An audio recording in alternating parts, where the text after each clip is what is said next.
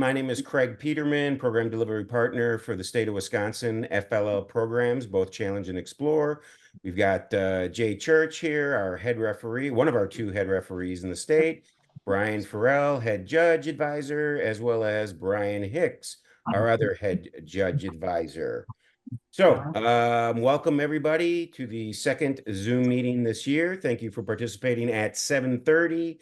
Hopefully, we will keep this reasonably short so everybody can get to bed on time.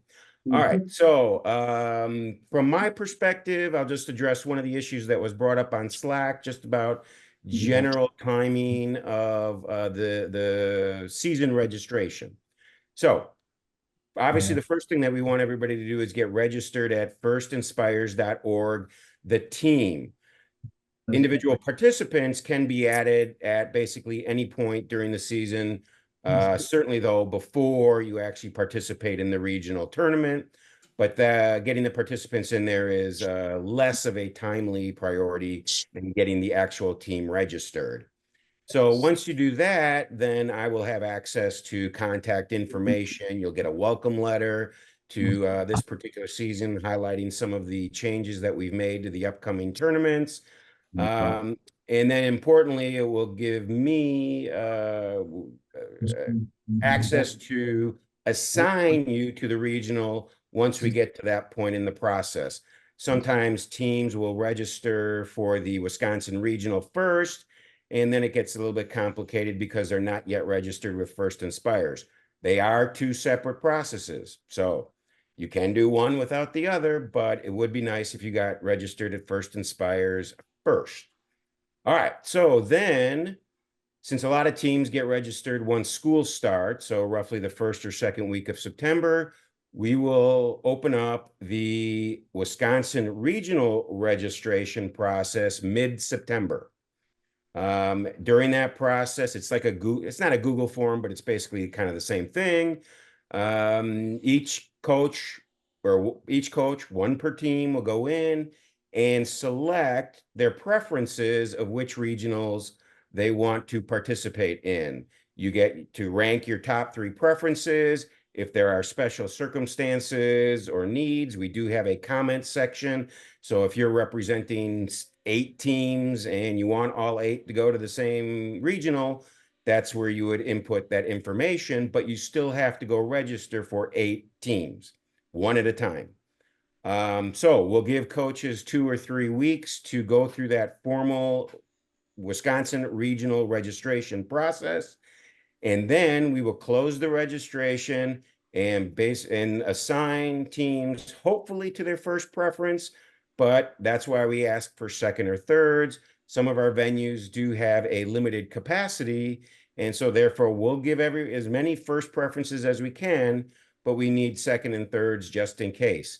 Little heads up, some coaches last year just went one preference, the same regional for preference 1, 2, and 3. That's really not a good idea because then 2 and 3 don't get counted. They basically get deleted from the system. And therefore, if you don't get your first preference, you run the risk of going into whatever regional has capacity, which may not work for your particular team. So please select 3 unique preferences. And if one is like, 90%, you have to go to that one, and the other ones are really deep backups, you can use the comment section to explain why. All right, so coaches go in, register their teams, and we'll go through the assignment process, and then the assignment emails will go out. So this will be late September, and in that email, it will have a link to pay for the regional tournament. Again, another independent process. Sorry, at some point we'll get this all down to one process, maybe. I posted on Slack already, so it's not finalized, but right now we're looking at $175, which can be paid either via credit card right via the link. If you need an invoice, that will be a question when you register for the regional tournament. Put your preferences. We'll have a question. Do you require an invoice? Just click yes, and we will email an invoice to you. So obviously payment would be preferred as soon as possible, preferably more than 5 days before the regional. Um, I will confess, I do get irritated when I have to send out notes, emails, threatening letters. I don't like doing it. So do a favor to me, take care of it, and everything will go peacefully. The other important part about coaches and teams is to make sure that we have 2 coaches registered and having completed the youth protection program at firstinspires.org. That's the second set of emails that I routinely have to send out. You got to get 2 in. There is no wiggle room on the youth protection program, 2 coaches, 0. There is, I don't want to say there's wiggle room on the payment, but if there are extenuating circumstances, obviously we'll do our best to work with whatever teams need that done. So that's the process. We hope to have the assignments done by very early October. The first regionals are going to be November 2nd. So hopefully those that are attending those regionals still have at least a month to prepare, knowing that that's the regional they're going to. If coaches do not meet the deadline to register for the Wisconsin Regional, still have every opportunity to participate, but now you're at the mercy of what is available to the regionals. As I said, some have limited capacity, and if those were already assigned out, we're going to have to move on to some other regional that fits your particular schedule. So I don't even look at the preferences until the deadline is over. So there's no advantage to being first. There's no advantage to being last. I would just suggest don't forget to do it. All right. That's about all I had right now. Jay or Brian, any opening remarks from your end? I'm just checking on one thing real quick. I have something I want to share, but I need to get permission from someone first. So I don't know if you have. All right. Brian, anything, or either Brian? I do not have anything. Just give me Okay. 1 second. Very good. I don't have anything at this time either. Yes, that's this right here. That's Fill time, Elijah. I have a question. Elijah will take it. Go ahead, Jen. Oh, Elijah will take it. Not for Elijah. I actually have a question for Craig. Sorry, Elijah. I'll have a question for you later, I'm sure.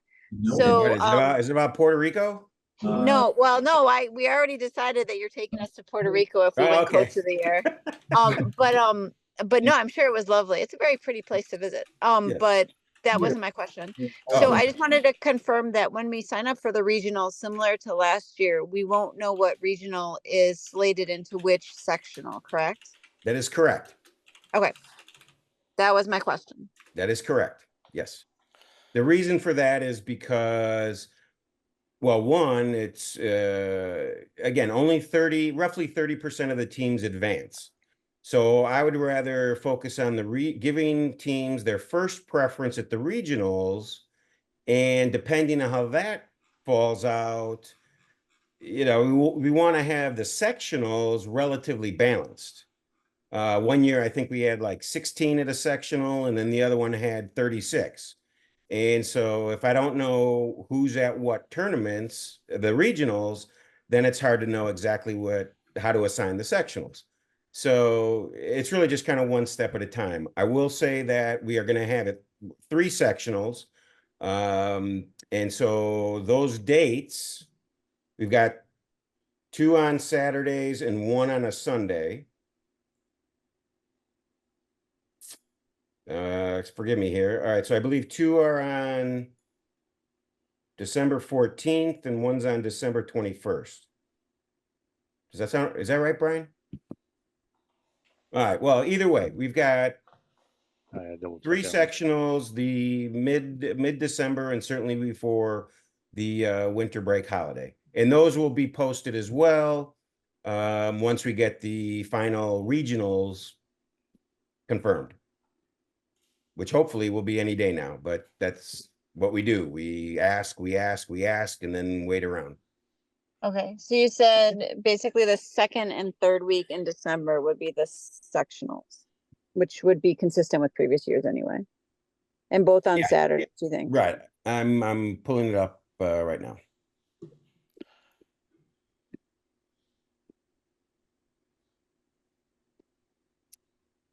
That 21st one would be fun. That's close to Christmas. There you go. Well, the calendar is not our friend this year. Thanksgiving and Oh. Christmas kind of come at awkward times for our weekend events. Kind of pushes everything in a different direction. We should see if they can move Christmas around a little bit. Okay, yeah, I'll We'll- ask first. We'll get a call in. Anything first is just a suggestion, so it doesn't really matter. All right, so yes, right now, two sectionals are scheduled for December 14th, and one is scheduled for December 21st. Okay, and do you have line of sight to what you said November 2nd is the absolute first regional, and then with that being that December 14th would be the absolute latest regional? That is correct. Okay. Actually, no, we won't have a regional on December 14th. So Okay. December 7th will be the last regionals. Okay. 7th and 8th. Okay. Okay, that at least brackets the time a little bit, which is helpful. Yep. Thank you.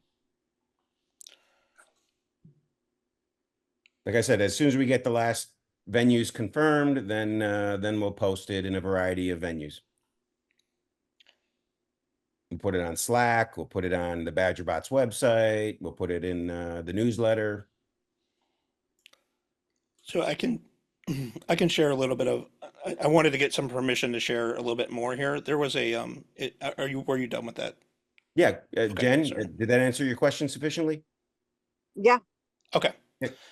So some of the coaches on here are on a Facebook group, so you probably have seen this, but there was a change to some building instructions that did not go into an official challenge update.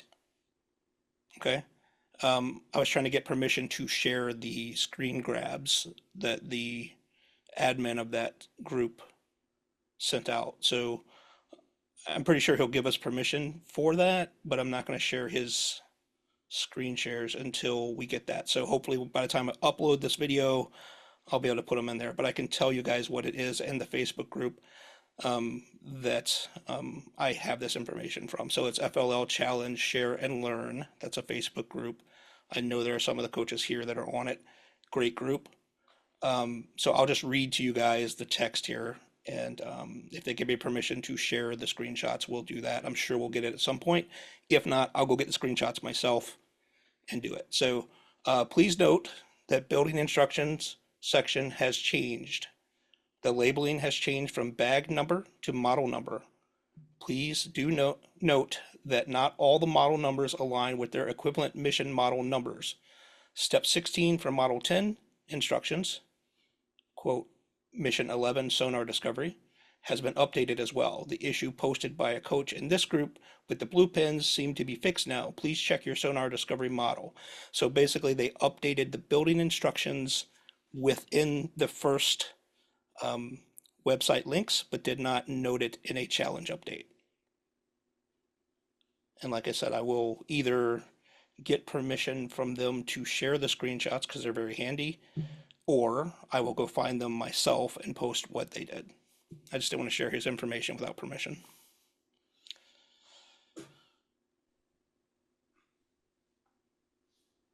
I do have a mission question. Okay. I don't know if anybody has built, I'm assuming everybody has built their missions by now, but we've been working through the mat, and I was just curious to see if we built this wrong or not. When you raise the mast to reveal the treasure chest, you actually have to separately update or open the latch to get at the treasure chest, right? It's not supposed to open magically when the mast is raised. I just want to confirm we didn't build our model wrong. We have to do it in 2 different moves for our ship. Okay. Okay, that's helpful. Okay. Excellent. Yeah. Thanks. Us too. If you set it up right, the, what do you call it? The tentacles of the monster, whatever he's called, is supposed to sit on there. So, I mean, technically it lifts maybe an inch or so. You could grab that crate out, but if you lift it all the way, those snap back down. That makes sense? Oh, okay. So we we have not had that experience, so maybe we did build it wrong. Because, well, it's also in the setup, like it takes like 3 hands to reset that. Because you Okay. have to pull the little red lever and the gray L, because the Yep. little tentacles sit on that bar when I it's see. set. So it Okay, so we weren't resetting it properly. Okay, Probably, thank you, yep. Peggy. Yep. Okay. Yeah, it's gonna be a hard one to reset every single time during a competition. Did you figure that out from the video? Yes. Yeah, Okay. I also had a question on the same mission. If the mast goes up, but it also can fall down, from start to mid to finish. Well, if it falls to finish, like being the opposite way, will that count? Because it's been the mission has been triggered per se. The flag is up, or however you want to say it. Or will that be a mission failure if the mass doesn't stay at 90 degrees? So everything is judged at the end of the match. So if it's completely raised at the end of the match, you'll get points for it. If it has fallen back down, you will not get points for it. Well, I think he's saying that like it starts at the down. You can actually over push it and like have it flip 180 degrees. But Oh, the I see. latch part is still, I don't know how you'd even say that, Michael. So I think that raise the mast, I think it has to be I think it has to be upright per the written instructions, but is that how you would believe that, Jay? Well, sorry, I didn't mean to yell. As I'm looking, yes, that would be my immediate interpretation, but the blue writing also says the mast is considered raised when the latch prevents it from returning back to its starting position. And that's exactly what our question is. So I think over push there, and so again, I have to defer a little bit because we're having a head referee meeting tomorrow night. We couldn't get it in before this. I don't want to walk a lot of things back here, but the way I'm reading it, the blue text is that's firm. So to me, an over push looks like it will score. That's the way I read it, and that's why I'm just confirming it. Yeah. Well, that's how Barry read it too, but I said we had to be more nuanced and more careful with pushing it. So if we can just whip it up, we'll do that instead. I don't think that's a terrible idea, Jen. And for anybody watching the video, it's not a terrible idea to be very careful because anything can change with anything can change with updates. So if first hierarchy there thinks that, something was missed, they could very well change that. So, but yeah, initially that's, I read it that as long as the latch prevents it from returning back to starting, it's up. I mean, it's pretty plain text to me.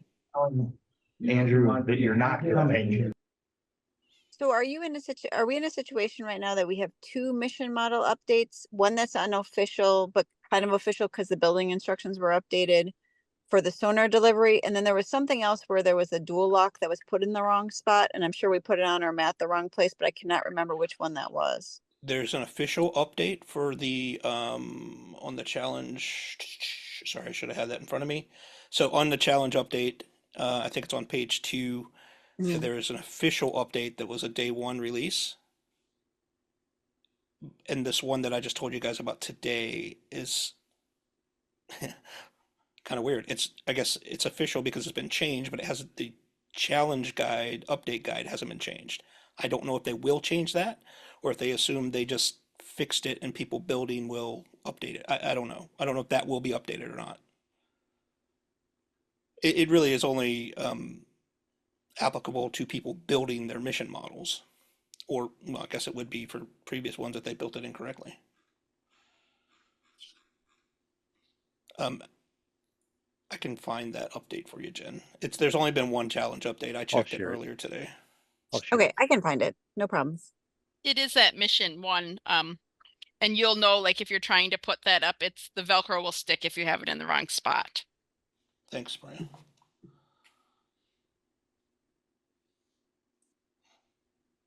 Okay. Again, got to there from going to First Inspires programs, First Lego League, game of the season,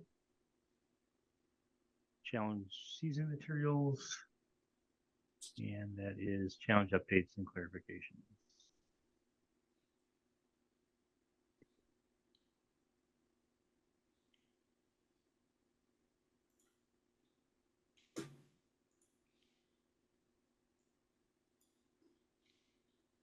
All right. So if we did install that improperly, is there a way to elegantly take that off the mat without ripping the mat?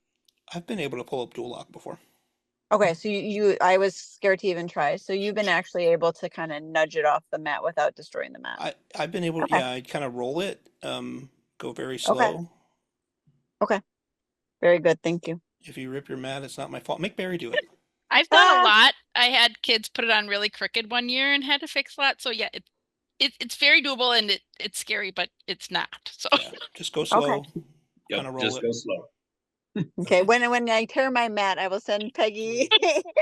it might have been the old and mats that Jake were my heavier. That will be pictures my with my very excuse. sad face. No, we pulled Okay. some up last year. Oh, funny. They definitely have made them chintzier.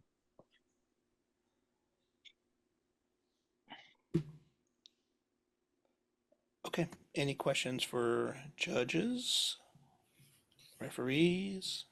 Yeah, this is Joe here, and I have a question for the judges. I'm wondering how important is the word ocean in the innovation project this year? Just thinking about being in the Midwest. Oh, let's go after that. Go to pull up the. I forget.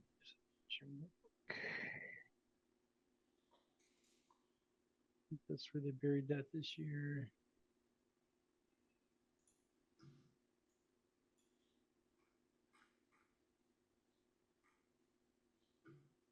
Do you remember what page that's on? Thought it was on 8. Page 8. Or no, it's right there. You just passed it.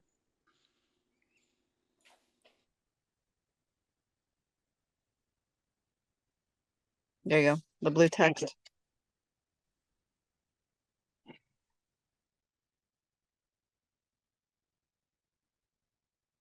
Well, it seems like it's something that should be part of the selection criteria then, right? Based on that's really part of the prompt. But you know, so you can't really take an ocean tour, but there's still a lot of research and work you can do around oceans.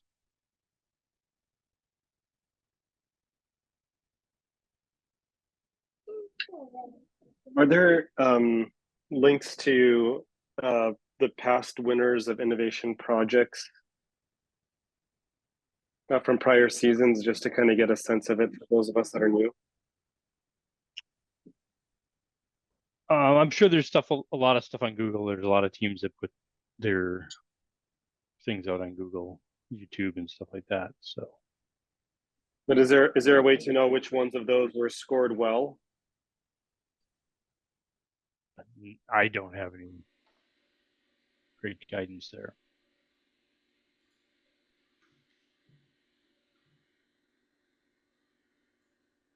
Yeah, we do not have a reference of database of prior projects to distribute. It's up to each team if they want to share. You know, Wisconsin typically has some strong teams. If there's any teams that are in, you know, maybe on the call or listening to the call later that want to offer up a video, you know, that's a possibility. I don't know if I have any video, but I know you guys have talked about a lot. Like it's following that rubric and going through that process that has helped my team to do well over the years. Just that is your answer sheet, as they will tell you several times. If you want to score 3, look at what it takes to score 3. If you want to score 4, how can you go so above and beyond that you know you can convince them that it's a 4. It's not about, you know, did we design the coolest, most innovative thing out there? It's, do we understand how to follow that process and have solid research, have solid sharing, have solid prototypes, and go there. That's how you make it stronger and stronger. It is very much a process interview, to Peggy's point. Okay, if you look at it, it's very much a process interview.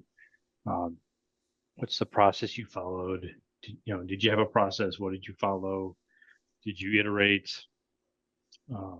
those are all very common themes in the whole rubrics. Yeah. So while, what's that cool, that cool feature, or what's that innovation in your project,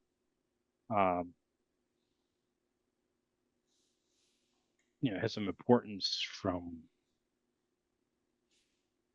well, especially from the robot perspective, right? In the game, it's very much a process interview that you do. Joe, probably your best option here.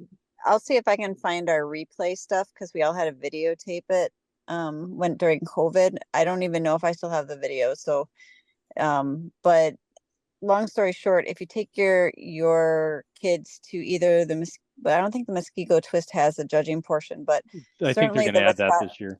Okay, if they ish. Yeah, the Waukesha scrimmage does. And I think that in order to understand how the kids have put together play with the judges is probably best to do mock judging.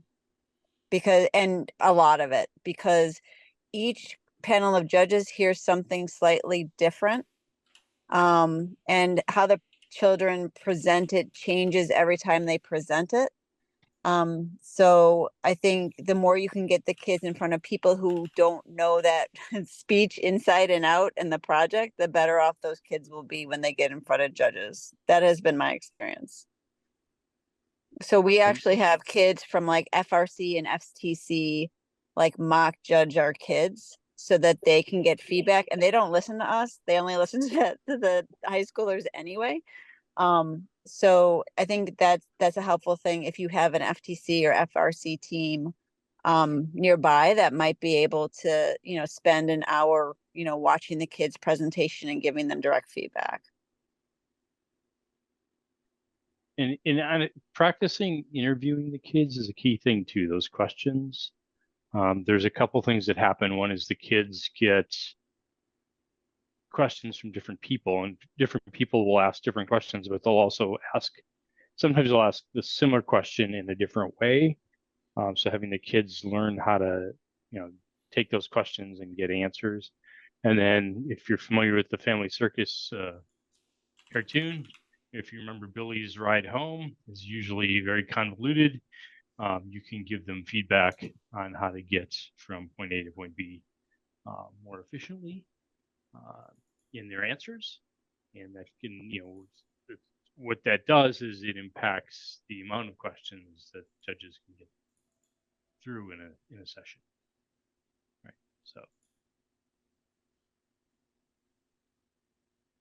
because it's really trying to draw the information out from the kids, and the more information we get, the better.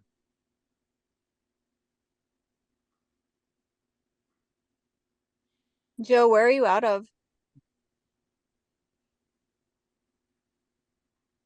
Are you close by, or because we do our mock judging over in Brookfield?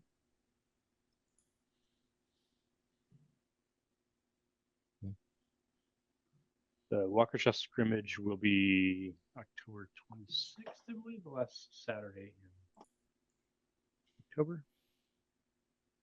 Checking. Yes, the 26th. I was actually going to ask you if we were going to announce scrimmage dates yet. So good. I am. I should Did you have the say sign up October genius out. 26th? Okay. 26th this Saturday. Okay. It's pretty much the same Saturday as always. Yeah, I figured I had it penciled in. I know that Twist is going to be the 12th. Yes. So they will be adding a judging component this year. It's not going to be a judging panel as of the other night. I was on a call with them the other night. So especially for new coaches on the call or new coaches watching this video, we highly suggest you guys try to get into a scrimmage or go visit a scrimmage or something. The amount of knowledge there and getting the kids comfortable talking in front of and to judges, referees as well, but judges specifically, is just invaluable. if you guys have the opportunity to get into a scrimmage, especially a judging scrimmage, absolutely do try to do that. If you have the opportunity to volunteer at one of these scrimmages, do that as well. Because as we tell you guys, the best tool that you can have for being an effective coach is volunteering and understanding what the judges are looking for and what they're saying. Elijah, can I put you on the spot? Do you want to talk about the Oak Creek thing? Are you? Oh, yeah. Okay, so on the it is going to be the 21st of September. At Oak Creek High School, we're going to be hosting almost like a training day for any coach that wants to come in. So it's gonna be a completely free day. Lunch will be provided, but it'll be a set of like 3 classes that you can come into. You'll have options. But you'll be able to learn a lot of new things about like Jay's gonna be hosting a session on like what is the actual robot game and getting people prepared for that. There's a lot of new things. I guarantee anybody that comes in will learn something new. So if you have the day open, put it on your calendar. What date was that again? 21st of September. Okay. So in about 3 weeks. Is there any way of having that streamed or recorded for those that can't make it there? We don't have any plans to do that right now. I think we can look into doing that, but and if that was going to happen, they'll be posted on the Roundtable Robotics YouTube channel eventually. If you do, I'll buy you some Legos. Oh, Don't get yourself overcommitted there, bud. Yeah, I was just gonna say, we gotta talk to school then too. Yeah.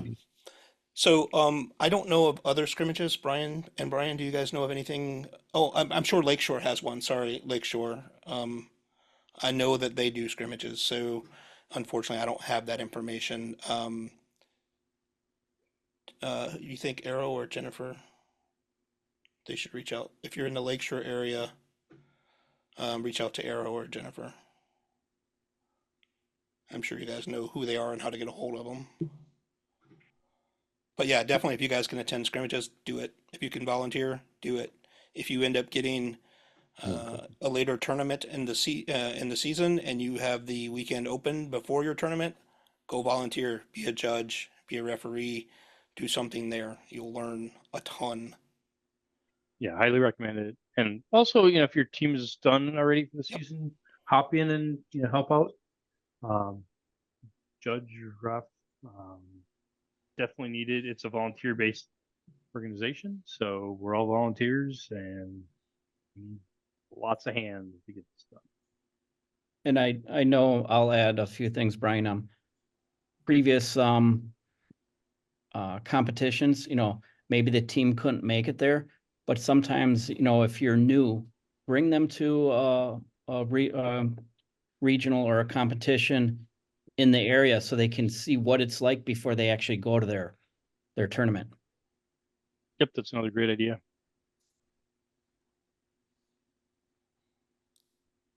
All right, any more questions from anybody before we give out contact information? And Whose contact information are we giving out? everybody, so they know how to get a hold of us. Yours, I had a number quick one. question on mission 2. Okay. Because it's kind of unusual where the shark is. When you interact with it, it actually goes into home. Yeah. What is the thought process on if we've tested it a couple times and it normally goes into home, but sometimes it's touching that line on the mat? Yep. Is that going to be called? Because there is no real option to even get a robot in there or get anything in there to solve that problem. I knew that question was coming, actually. Not from you specifically, but I knew that question was coming. So releasing the shark from sorry, I want to make sure I'm reading it from the missions. I don't have it memorized yet. Okay. So if the shark's no longer touching the cave, you will get the points. Which number is that? On page 9 of the challenge guide. Okay, I'll throw it up. So if you do release the shark and it's no longer touching the cave, you will get the 20 points for that, okay? If the shark's touching the mat and at least partly in the shark habitat, 10. So the question you have is what happens if it straddles the line, right? So we do have guidance for that. And I'm going to the rule. They changed the rule book again. So give me 1 second here.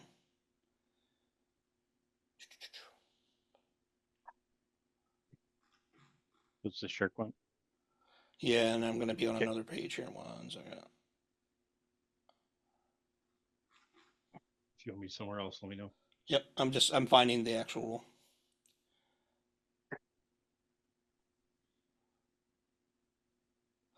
Okay, so if you can go to page 18, Brian. I probably can. So Michael, here is your rule that talks about what happens here, okay? If a piece of equipment or mission model is dropped or left outside of home by the robot, wait for it to come to rest, okay? If it's completely outside, it stays as it is. Partly inside home, here's where we're talking. It stays as is unless the robot moves it. Alternatively, at any time, the technician may remove it by hand. If the object is removed by hand as a mission model, which this is, it must be given to the referee for the remainder of the match. Okay, so that's your answer to your question. So here's another little nuance here. What happens to the points for that mission model? It's taken off the board. Do you get points for it? Do you not get points for it? Okay, this was actually on our referee meeting we had with the world refs, and they addressed this one specifically as well. And the consensus is, as long as it's no longer touching the cave, you already scored those points. Okay. So if it's on the line, gets taken off the board, it goes to the referee. So then you can't move it out to the shark habitat, but you still Right. get the 20 points. So that's what happens with that. Okay, sounds great. Okay. I will let the kids know. I was waiting for that one. Thank you, Brian. Mm-hmm.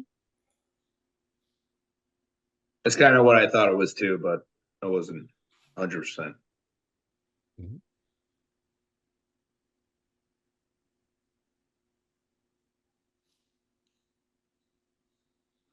Any other questions, guys?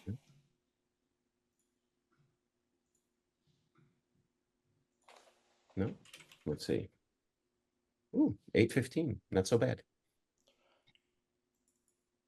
All right. If you guys have other questions, you can contact us on the Slack channel, or I think Craig, you have our email addresses in the bottom of the newsletter, yeah? Not in the bottom of the newsletter. I mean, that comes from my email, but at the welcome letter, that gets sent to every team that registers at First Inspires. I typically send them out on weekends, so it's not Gotcha. a daily process. But that has everybody in the Brain Trust at Wisconsin FLL, committee. So it has the head judge advisors, head referees, and of course mine as well. And your email address is? FLLteams@badgerbots.org. It is with an S, FLL Teams with an S at Correct. badgerbot.org. So reach out to us on the Slack channel. There is a referee channel there. You can post questions there. There's a judge channel there. You can post questions there. Yep. General information. A lot of these guys on this call tonight are in the Slack channel. They're extremely helpful.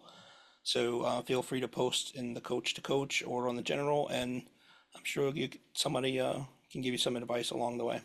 And actually, before we depart, we moved this meeting time from 6:30 to 7:30.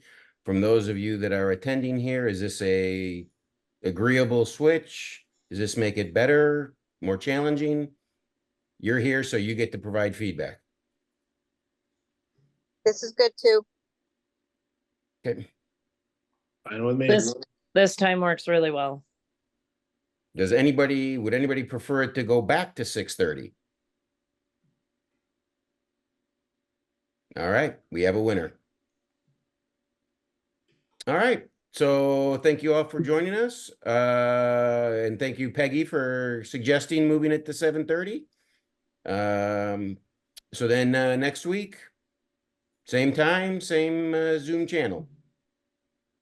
Good night, everybody. Good night, everyone. Yep. Bye.